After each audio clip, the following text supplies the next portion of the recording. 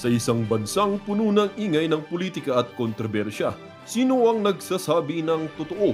Sino ang nasa panig ng bayan? Welcome to Bayang Pinas, ang news channel na hindi takot maglatag ng katotohanan. Dito, pinag-uusapan natin ang mga isyong may kinalaman sa kinabukasan mo, politika, pamahalaan at ang tunay na kalagayan ng ating bansa.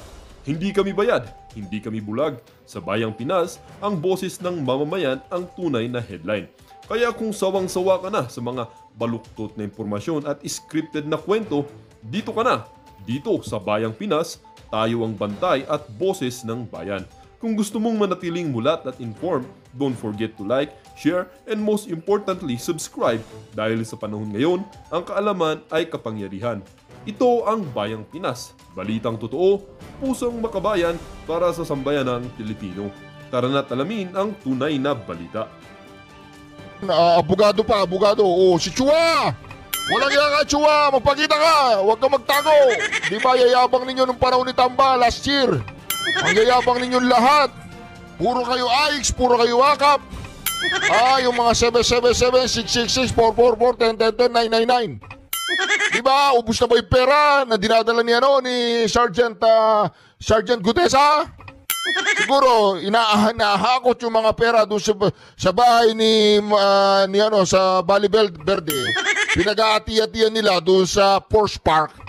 Oh, si Don Gonzales tumakas na rin yata. Oh, di ba? Oh, nawawala sina Suarez. Matahimik ka. Brad, para nananahimik na kayo ngayon. Ubus na ba? Naitago na yung ulam. Oh, dito mamaya si Bonjing Remula mayroong problema, nakademanda na naman. At mga kareaksyon, payag po ba kayo? Ito po ang malaking katanungan ng taong bayan ngayon, mga kareaksyon. Payag po ba kayo, mga kareaksyon, na si VP Sara Duterte na ang ating presidente? Yes or no lang po. Parang sa Tuagcom lang, yes or no. Ganon. Walang paliwanag, yes or no lang. You can answer the question with yes or no. Ay, di po, hindi. Yes or no lang, yes or no.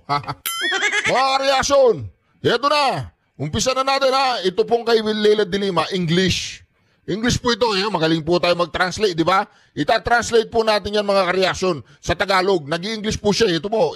Ita-translate ko po yan. In the budget of the Office of the Vice President, I actually intended initially to move for zero budget for the Office of the President, or for the disapproval of the budget for the Office of the President, the Office of the Vice President. Oh, di ba? Zero budget daw, zero budget. Talagang itong si Leila de Lima, talagang malupit. Zero budget daw, sabi ni Leila de Lima. Zero budget. Malupit talaga ito si Leila de Lima. Dito po tayo, umpisahan po natin dito. Tatagalugin po natin walang kokontra. Ang kumontra ay ibig sabihin hindi nakakaintindi ng translation ko. Ito. Umpisa natin, Leila de Lima, pasok. Zero budget daw, zero budget. Thank you. Thank you, Mr. Speaker. Distinguished sponsor. I will not be interpolating. I will not be asking questions. Hindi raw po siya mag-interpolate, hindi siya mag-a-ask ng question. Siguro naintindihan nyo naman yun. Sige, tuloy. I will be raising a parliamentary inquiry. Then I will make a manifestation. Yung pera daw, yung money, manifestation. Yung pera daw na hindi raw totoo na binibigyan niya ng pera si Rolly Dayan ba yun? Dayan? Hindi raw niya binibigyan ng pera yun. Kasinungalingan daw yun. Yung naliling sa kanya yung driver niya, security driver niya. Ano ba yung pangalan? Rolly Dayan ba yun? Si Dayan? Hindi raw totoo binibigyan niya ng pera. Money, manifestation. Hindi raw. Huwag kayong maniwala na binibigyan ko ng pera si Rolly Dayan daw. Walang pera. Okay, tuloy. Parliamentary inquiry. First, a clarification. Did I hear it right? That there is no one present from the Office of the President right now in today's, Office of the Vice President right now in these proceedings. Oh, wala daw dumating sa mga tauhan ni Vice President. Ni isa wala daw dumating. Oh, dati-dati daw pag nagpatawag sila, dumarating si si Jonel. Wala daw dumating. Ano problema? Walang dumating. Tawagan natin si Jonel. Hello, Jonel. Walang iya ka. Ba't nakakulong ka ba? Hindi. Ba't hindi ka dumating? Nandito si Leila. Wala na. Okay. Wala na. Affirmative, Mr. Speaker. Oh, wala daw dumating sa mga tauhan ni Vice President. Tuloy. Second question. Pangalawang tanong. This is the third time. This is the third setting for the budget deliberations or interpellation for the budget of the Office of the Vice President. Is that correct? That is correct, Mr. Speaker. Oh, ito na raw, pangatlo daw, threesome threesome. Pangatlo na yan, walang dumarating. Oh, ano problema mo, Lele Dilimaw? Does the committee have the intention to respond to this letter dated September 30, 2025? Oh, ito daw committee, yung wala daw kinalaman sa drug trade sa Bilibid, Yung drug trade sa Bilibid, wala daw siyang kinalaman, Di ba? Nag-explain ngayon siya, nag-explain. The last letter flashed on the screen about the two conditions. Oh, dalawa lang daw, si Rolly Dayan lang, tsaka si Junel, yun lang daw. Hindi raw totoo yung kumalat na bold, yung bold, hindi raw totoo yun, hindi siya yun. Wag niyo alikahin yun. Those conditions being demanded by the Vice President about her appearance before this body. Gusto talaga yan dumating si VP Sara Duterte. Gusto talaga yan dumating si VP Sara. Baka mahihihi ka, madam, pag nakita mo si VP Sara. Mag-diaper ka, pag nakita mo si VP Sara, mag-diaper ka, mama. Ano lang, friendly advice lang. Pag alam mong paparating si VP Sara, mag-diaper ka. Number one condition. Anong kondisyon? Requiring the presence of the President himself in the deliberations or interpellations for the budget of the Office of the President. Puro ka President, Vice President ang pinag-uusapan Gigil na gigil kaya yata kay Bongbong Marcos may supplier na yun ng Coke niya, meron na, Ako, may supplier din ako. Ako, Coke Zero, tsaka ang Pangulong Duterte, Coke Zero. Yung kay Bongbong Marcos ng Coke Regular, di ba? Wag na, kung supplier ka ng Coke, meron na, si Bongbong Marcos. And number two, requiring the lifting of the Immigration Lookout Bulletin for 7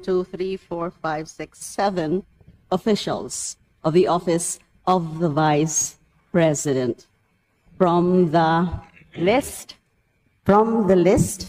of the Department of Justice. Does the committee has the intention lookout bulletin daw, nandiyan na naman si Atty. Solayka. Ipapa-lookout bulletin daw niya yung mga yan. have the intention to respond to this letter of the Vice President? Mr. Speaker, the committee will no longer respond to this letter, being the last day today. And I think that should be the right action on the part of the committee. Ang gulo-gulo mo, ma'am. Alam mo naman palang wala nang action Binabanggit-banggit mo pa dyan. Magpapabibo-bibo ka lang dyan Nagpapasikat ka lang pa English-English ka Tatawagan ko si Rolly Dayan. Sige ka, wag mo kong pipilitin Tatawagan ko siya. Bahala ka. Ang ano daw nila, ang party list nila, ML. Mamamayang malilibo, mamamayang, ano ba yun? Mamamayang, hindi ko alam Let me say, for the record, of the House of Representatives, at least restitution of the Republic of the Philippines. The whole budget process is something that is being directed and recognized by the Constitution itself. So disrespecting the budgetary process of this body is a clear case of disrespect of our Constitution. Who is she to continuously disrespect or show disrespect to this body as an institution and to the Constitution? If she can afford to be showing herself up to the Senate, including the... Who is she? Who is she? Who is she? Who is she? Who is she? Galing ah. Who is she? in there and applauding the former Senate President in his privileged speech, which is definitely not part of her mandate as the Vice President, why can't she not spare a few moments of her time attending to her official function as Vice President? Walang respeto itong babaeng to, no? Hindi niya inalo, who is she? Vice President siya, ma'am. May lindol. May lindol. Nasa Cebu siya. Ikaw, anong ginagawa mo dyan? Nagpapabibo-bibo. Nagpapasikat. May lindol. Nandun siya sa lindol. Hinahanap mo. Hindi, wala na bang lumilindol sa'yo? Wala na. Tatawagin ko si Dayan. Baka magkalindol pa yung buhay mo kahit papano. Si Jonel, si Jonel. Jonel, gusto mo? Tawagan ko. Nahanap mo si BP Sara eh. Tawagan ko yung dalawang best friend mo eh. Ayaw mo. Eh, di ba? Pagkitanggal nga po si Jonel tsaka si Dayan sa record in aid of the legislation. To defend the budget of her office. Tawa na! Nakakasawa yung bunganga mo. Nakakasawa. Oh, di ba? Oh, ano ba yung pangalan ng nila? Mamamayang liberal? Di ba? Oh. Ano ba yung pangalan? Mamamayang liberal? Sino ba yung mga yan? Mga mamamayang liberal? Ano bang klaseng grupo ng Pilipino yung mga mamamayang liberal na yan? Ang dami yung mga party list, wala namang katuturan. Mga NPA, mga komunista. Sino ba yung mga komunista at mga NPA? Israelito Bobet Torion, no? Galing pa po ako ng Davao. Ito po. Ako, si ano, makinig ka dito, Pojing Remula, makinig ka, ako. Ay isang complaint po ni Acting Mayor Sebastian Z. Duterte in his capacity as one of the children of the late former president, but still alive, no? Former President Rodrigo Roa Duterte, against lawyers who happen to be high officials of our country, namely Secretary Jesus Crispin Remulla, Secretary Gilberto Eduardo Gerard, Teodoro Undersecretary Nicolas Felix LT, Prosecutor General Richard Anthony Fadolion, no, for disbarment case, no? And as to the contents and the specifics, I think you know that I could not expound on the same, but this is related with the kidnapping as well as expulsion of former President Rodrigo Roa Duterte towards The Hague, Netherlands. So in the light of the fact that the family has decided to file a disbarment complaint against these lawyers who happen to be high officials of the land, Acting Mayor Sebastian Z. Duterte decided to file it himself in behalf of the family.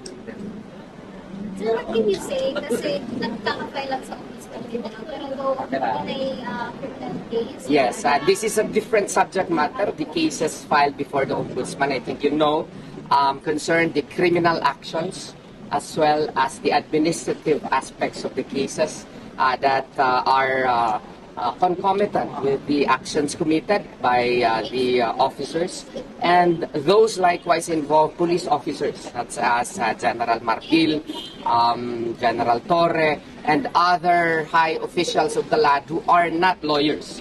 In this case, however, this case for disbarment is concentrated only against lawyers, because as you know, we also have canons of professional responsibility that we have to comply with, that we have to observe, and if you violate the same, then the complainants, the aggrieved party, or In his absence, the family can file disbarment cases against those lawyers who violate the canons of professional responsibility that govern lawyers.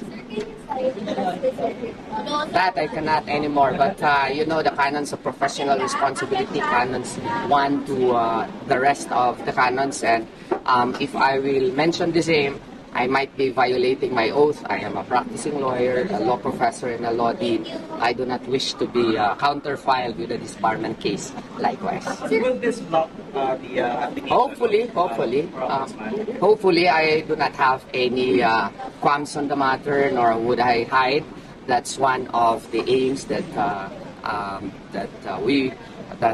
Mayor Duterte filed this case. Although the timing of the filing of the case, we could not dictate upon the aggrieved party. It depends on the prescriptive period, and if you base it on the Article 90 of the revised penal code, if you talk of kidnapping, that is a very long period of prescription. So within the 20-year period, they can act to file. As to when, that is their option. And in this case, the family has decided really to file criminal, admin, and now disbarment cases against the lawyers involved in the kidnapping as well as the expulsion of the former President Rodrigo Roa Duterte. Yes. Acting Mayor Sebastian Duterte, in his capacity as one of the children of former President Rodrigo Roa Duterte. Yes, sir. He's filing this disbarment case to block the ombudsman. No. Principally to make him liable for the violations that he committed under the Code of Professional Responsibility, and on the side, if that would cause the blocking of his appointment, then that is one of the consequences of his actions. Family na pangit po ninyo bukod po kay acting mayor. Well, siya lang pa po ang nagperma dito, but he has the power to do so, and it is the choice of the members of the family as to who will be the complainant. Any future complaints about the cases? That would depend on the family if they will file. Another option would probably be an action for damages under the civil code of our republic, and there are other options likewise, such as but not limited to filing for international bodies. But I would leave that to the family to decide. Is there any comment forum shopping? The persons would say that should apply to become my student in JMC Law School, because there are elements of forum shopping, one of which is identity of parties, identity of causes of action, the reliefs demanded. As you can see, the party here is different. This is not Amy Marcos, this is Sebastian Duterte. So the first element is therefore not complied with. The identity of causes of action is different. This is for the disbarment of the license of as a lawyer, whereas what we filed in the ombudsman would be the criminal aspects of the case as well as the administrative aspect of the case, in the light of the fact that they are public officers. So as you can see, there is no forum shopping. As long as you can see the sun as clear as the sun, there is no forum shopping.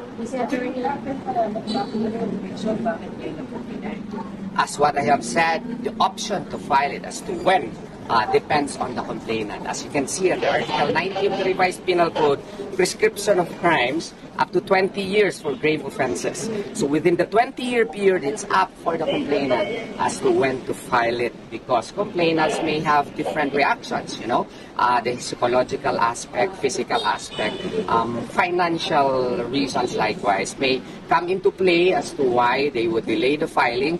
But since they have already filed, then they have exercised that option. Okay? Salamat. Tatagalugin ko po lahat na sinabi niya. English po yun Tagalugin natin. Sinabi niya, si Bonjing Remula daw, Happy New Year, Merry Christmas para sa kanya. Gusto niya maging ombudsman ngayon. Hindi pa siya ombudsman, di ba? Ang ombudsman kasi impeachable yan. Hindi mo pwedeng basta-basta ididemanda yan. Impeachable nga Pero ngayon, mga ka-reaction, ayan. Hindi pa siya ombudsman, meron na siyang kaso. Di ba? Kailangan niyang harapin yan. Kailangan niya sumagot, di ba? Supreme Court yan eh. Doon sa ombudsman, kaya niyang yung docketed na kaso, kaya nilang minaniobra. O ngayon, maniobra ninyo yung sa Supreme Court. Tingnan natin. Tingnan natin ang galing ninyo sa Supreme Court. Majority Leader. Diba? Recognize. Oh. Thank you, Mr. President. Last but not least, to sponsor the measure, Senator Rodante Marcoleta. Mr. President. Senator Dante Marcoleta is recognized. Mr. President, distinguished colleagues, I rise today to co-sponsor proposed resolution number 144, urging the International Criminal Court to hold former President Rodrigo Duterte under house arrest. Nais ko pong linawin na tayo ay hindi humihingi ng kalayaan mula sa proseso. Hindi rin po ito pag-uusga sa merito o katotohanan ng mga kaso laban kay dating Pangulong Duterte. Ang panawagan lamang natin ay para sa isang makataong konsiderasyon, that he be allowed to be placed under house arrest given his age and frail medical condition. Mr. President, justice must never be devoid of compassion. Accountability may be demanded, trials may proceed, but at no point should our humanity be surrendered. If the ICC truly claims to uphold the dignity of every human person, then it must not deny this humanitarian plea. Thank you, Mr. President. Mr. President, Majority Leader. yes, I'm stand corrected. Senator Joel Villanueva would like to also. Senator Joel Villanueva is recognized. Thank you, Mr. President. Thank you, Majority Leader. Mr. President, please allow me to express my deepest thanks and gratitude to my colleagues in the minority bloc for pushing for this resolution that I am supporting, Mr. President. Mr. President, I am in favor of this resolution which respectfully urges the International Criminal Court to consider placing our former President, Rodrigo Duterte, under house arrest on humanitarian grounds. Mr. President, given his advanced age and reported health concerns, this measure affirms the principle that compassion and human dignity must never be set aside, regardless of political views, regardless of political color, or even legal proceedings. Mr. President, I am known to be not a fully supporter of the Duterte presidency. I have been the chairperson of the Senate Committee on Labor for quite a long time. And during that time, magkasama po yung migrant workers at Committee on Labor. And every time we hear somebody, a kababayan, ano man yung dahilan na nakulong siya, na aresto sa ibang bansa, ang lagi po nating inisyal na pagkilos ay tulungan yung kababayan nating ibalik sa Pilipinas. Ibalik sa Pilipinas, dito siya litisin, masiguro na napuprotektahan yung kanyang karapatang pantao. Yun yung lagi, unang-unang ginagawa po natin. Nakakalungkot po itong mga nangyari. Agree man tayo o hindi sa pagpapadala sa ICC kay Pangulong Duterte. Mr. President, hindi po layunin ng resolusyon na ito na hadlangan ng proseso. Hadlangan ng proseso ng batas, hindi po layunin. Hindi rin po layunin na magsabi kung siya po ay may sala o wala. Ang panawagan po ng resolusyon na ito ay para sa isang makataong pagtrato. Isang paglapit na nagpapakita na ang hustisya ay maaari pong isabuhay ng may habag at malasakit. This representation, Mr. President, recognizes the national sentiments expressed in these two resolutions, Senate Resolution number 17 and 18. Gayunpaman, Ginoong Pangulo, naniniwala po ang kinatawan na ito na ang resolusyon na ito ay naghahangad na makamit o ma-strike yung balance, Mr. President, sa pagitan po ng paggalang sa mga international na proseso ng batas at ang pagtatanggol sa makataong pagtrato sa isang kapwa Pilipino, anuman po ang kanyang dating posisyon. Naniniwala po ang representasyon na ito, Mr. President, na ang hustisya ay dapat ipaglaban. Pero